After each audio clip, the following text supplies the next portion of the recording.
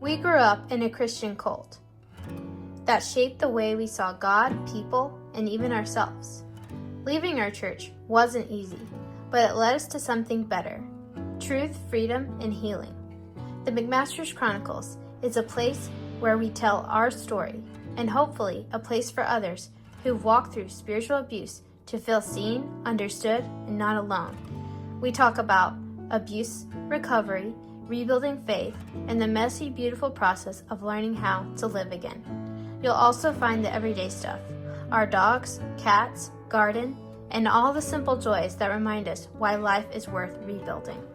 This is the McMaster's Chronicles, our story of healing, honesty, and hope.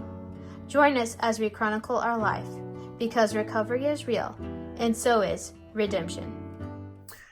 Hello again, everybody. We are back with another thrilling episode of McMaster's Chronicles. Dun, dun, dun. I'm Jonathan. And I'm Joy. And we're going to continue talking about our childhoods. And specifically, like in the prior video, we can link it below. We were talking about the system that we grew up in, the hierarchy, the rules. Probably not all the rules, but just kind of like what it was like. And we, like many people, grew up in this environment. That means like their formation of like their brains and their nervous system was in these conditions. And so it's a pretty critical thing. What happened to us is very intentional, I believe. And it has affected so many, all of the ones that have endured it. And one of the things we talked about in that video was how there was like a hierarchy or a separation of families in the church. Like they were literally, whether they want to admit it or not, they were the good ones and the bad ones. Yeah. I don't care what they say. The good, the bad, and the ugly. That's true. That is just true.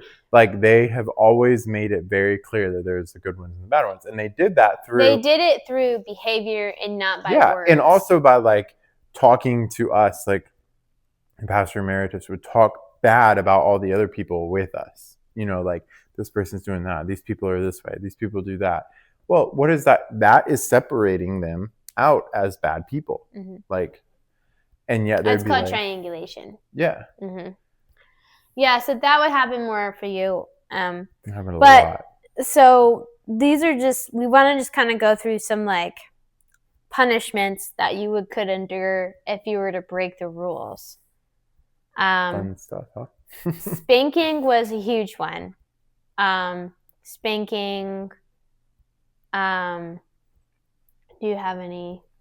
Oh, I mean, at home and stuff like that. I mean, there's so many. No, I'm not talking about home.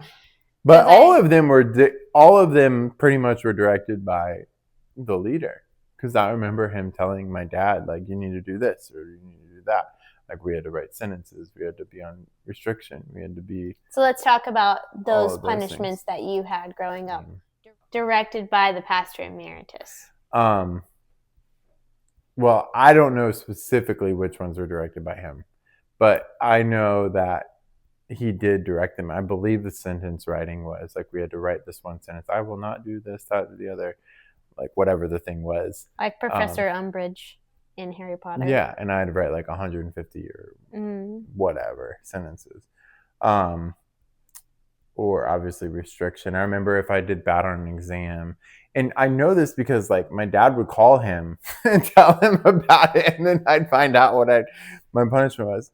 I had to be spanked. I was spanked a lot as a kid. But I mean, that's how I grew up. That was normal to me.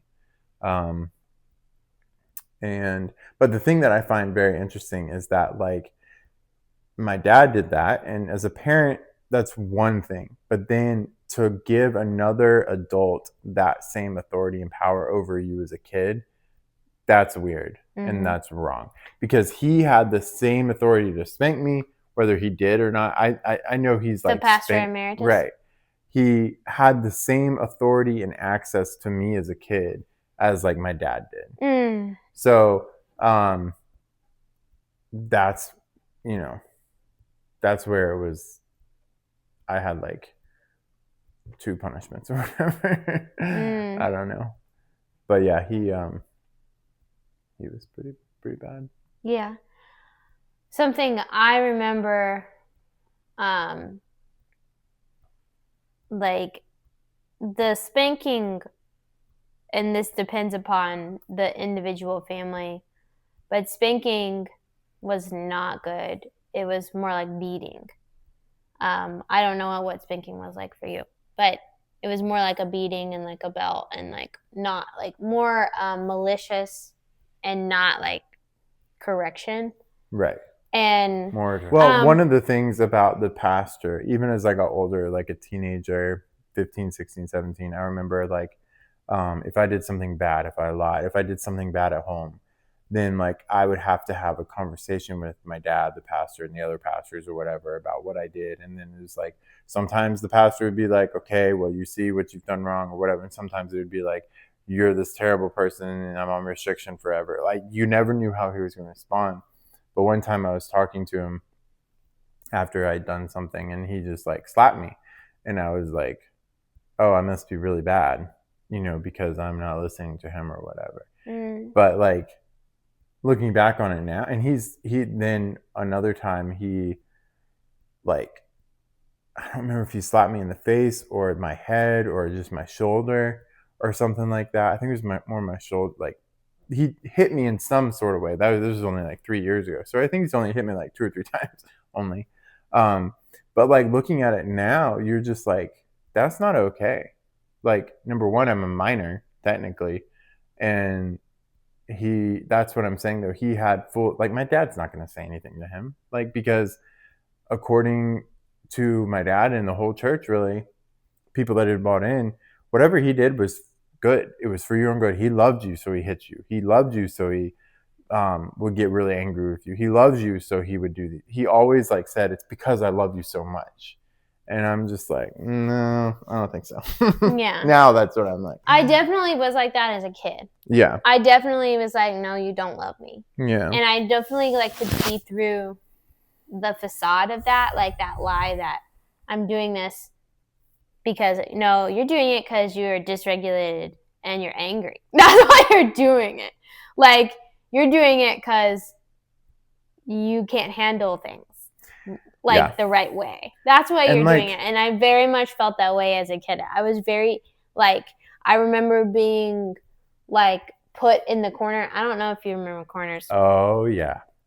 Corners were serious things. Like, in my house, there would be, like, tear marks in the corner on the wall. I know. This is not funny. This is not funny. We are laughing. I wouldn't eat my food, and so I'd have to go to the corner forever. No, that's not okay. That's not okay.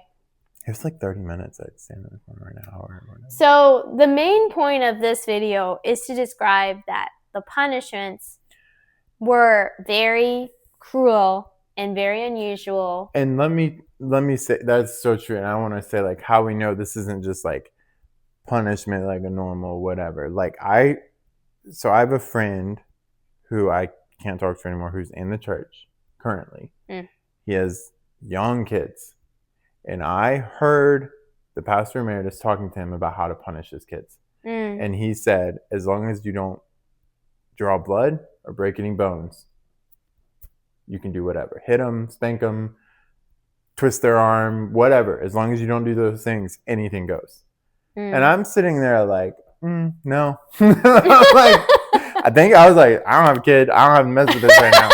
But like, and then if the little boy who's 2 would do anything that wasn't just like exactly what his dad said, the pastor emeritus would be like, you need to stop him. He's being this rebellious, whatever. And I'm like, dude, he's 2 years old. Like, his dad's going to get him in line. But there's elements of like breaking a child's will, which is very Gothard. Because if you learn about the Gothard, and they would have like blanket time. We had our own like versions of like the blanket time where it was like they were just trying to break you. Yeah. And like sometimes, like I remember screaming in the corner because I was like, you do not. Like I remember feeling like you're not going to. And like I'm like, I think that makes sense for me now. But like, and the way my life has turned out, where it's like, you're not Right. gonna break me, which I think is actually really helpful, like that I felt that way. But at the time I was very like, I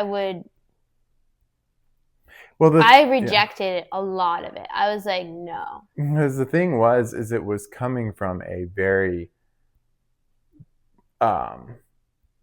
like controlling, aggressive, violent person. Yeah. It wasn't just like, I love you, so you don't do this thing. Like, it wasn't like a parent correcting a child. It was like, I'm gonna hurt you and break you down as much as I can, so you submit fully to me. Because that wasn't just like to make the kid obey. It was like to get the kid fully submissive to any authority, that person. And so from a very young age, you became that way. And then that does take away your autonomy. That does take away your like own thinking, because. And then this is where it's carried out differently in families. So like my family, it was not carried out well. I don't know, like, I don't remember specifically the pastor emeritus doing something to me necessarily. However, I do remember certain things happening with my brother and other children in there. And I remember, like, if he caught you, like, you're not allowed to do things after the service, like you're not allowed to run. So I remember knowing the rule and being like, I can't run, but my friend running ahead of me, and then he like pulled me and he was like, you need to tell your friend to stop running. Which I'm like, at least he didn't get me in trouble. But I was like, okay. And then, but like a lot of stuff like that, like you're like really afraid of him. And then I remember seeing him hold babies, blowing in the face of the babies. These are not his kids, by the way. These are not his kids. These are not his kids. And I remember something with my brother too. Something with my brother. And I remember feeling so upset inside, like so incredibly hurt and like disgusted and scared. Like a combination of like I still remember the screams. I remember the screams of, and so to this day, when I hear screams of kids, it really upsets me. It affects you more than just like a regular. It really upsets me. Because you relate that to what you remember back then. Yes, at my home, and then also at church. Yeah. And I have like a trauma from that, from seeing it happen. It was a big deal. Spanking was like, I remember being over at someone's house, them watching the kid, and the kid being in the corner, this tiny baby being in a corner, and it was just spank, spank, spank for moving. Like when you're in a corner, you had to be completely still. So still. You couldn't move. And if you moved at all, they would, like, I remember the moms or the person watching would spank you if you moved just the tiniest bit. Just the tiniest bit, you were spanked. And that is excessive and brutal. And so that is what we endured, and that is what we saw modeled. Yeah. And then the one I was going to tell, like, so again, just keep in mind, these are not his kids. These are other families' kids that he's taking without asking and doing these punishments to. Like, no. Like, just no. There's this one family, and they had two boys. They were boys. They were wild. They were whatever, but they were boys. They were, like, young. And he grabbed one of them. And he would grab you by your ear a lot, like, really hard. I do remember that. I got that from him a lot. I think I've been pulled by the ear, too. Yeah. But he grabbed this one kid. He put him in his lap, wrapped his legs around him, held his arms or whatever, and the kid was screaming, and he like wouldn't let go until he stopped screaming. He basically wore the kid out. But kid, That is not appropriate whatsoever. And it was just in church in front of everybody, and everybody's like, "Oh, he loves the kid, and so he's doing these things." Mm-mm. No. Yeah. And it's just like that's how I don't think many people were in there at that time. It was like a Sunday after service, and most people had left. But like that's the kind of blindness that even a lot of people there, because if he does it, you don't question it. You don't challenge it. I remember like saying to you as like, whenever we have a child, Yes. he's not touching my child. them. Do you remember me saying that to you? I said, he will not touch. He never will. And he never will. Yeah. I was like, he will never touch my child. Yeah. That's like, there became like, I'm like, I got to the point I was like, why even why even have a child if you're going to treat a child like that? Yeah. I had that very, like, I'm like, why are you even having kids, guys? Why are you even having kids if you're doing that to your kids? Like, so I just want to say a couple more things, because, and I know some people might find this kind of ridiculous, but like, how you treat your animals is going to be reflective of how you treat like people too. And he treated his animals like crap. I remember the bark collar and not liking the bark collar. He would yell at his animals. Really? Like, oh yeah, he would pop them, like nice pop. Like, you learn you're not supposed to hit your animals in the head. Because they don't know that they're doing No, but he would pop them. He would get really, and I'm like, I remember being in his house and seeing how, this was 2 years ago, how he treated his little dog. And I'm like, I would never treat my dog like that, like ever. And his granddaughter at a hotel, she was messing with something she wasn't supposed to mess with. Boy, it was not good. But again, he just has full reign to those people. Yeah. And that's where the parents just like, they give over that like authority to him. Just like the carpet. Yeah. It's like, he can do whatever. I'm like, no. Like, no, he's not. He is not doing whatever.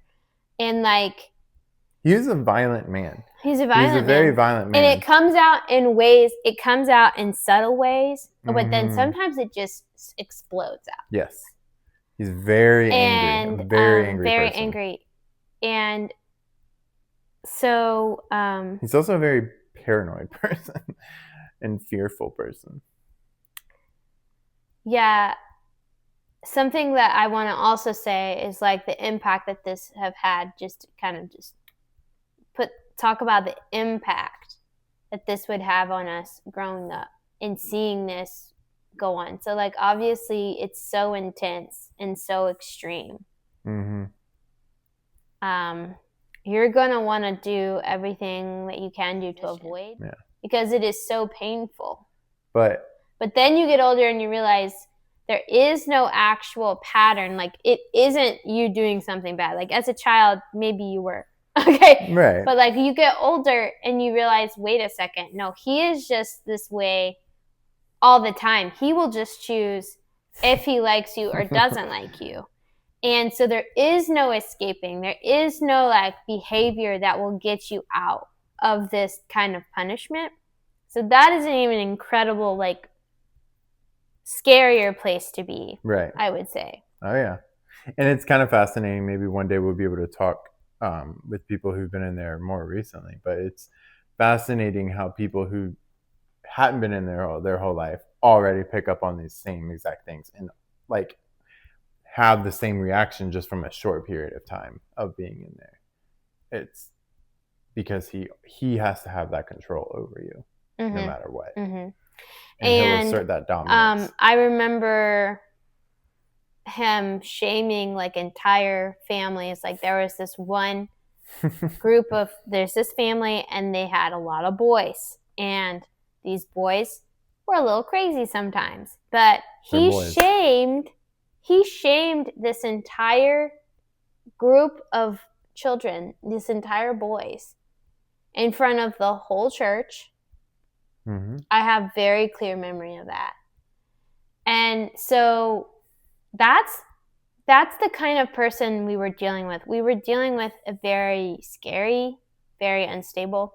And another thing I would point out is these punishments were instituted at times like that were just like developmentally, like the stuff I know about development, childhood development, developmentally, it wasn't even like the kid may not have even known what they were doing. Right. They may have just been responding to, like, because I remember being like, no, like being conscious of some things and not conscious of other things. But I do remember sometimes being like, I will not be broken. Yeah.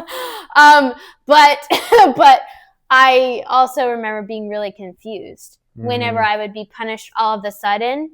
Like, I remember this one time, coincidentally, I follow this person, or I just see, like, the algorithm will show me these like videos about old toys, like toys from my childhood. I find it interesting. The nostalgia videos. So I saw this video like last night, and it was of these like little cupcakes and these cookies. Well, I took a cookie home. I didn't know that was stealing. I was just like, I'm going to put my little cookie in the purse. Okay? Well, and I say this because it's just how it was in there. It was the way the parents thought. They were like, I got punished for having the cookie in my purse. But I had no understanding what stealing was, what like possession was.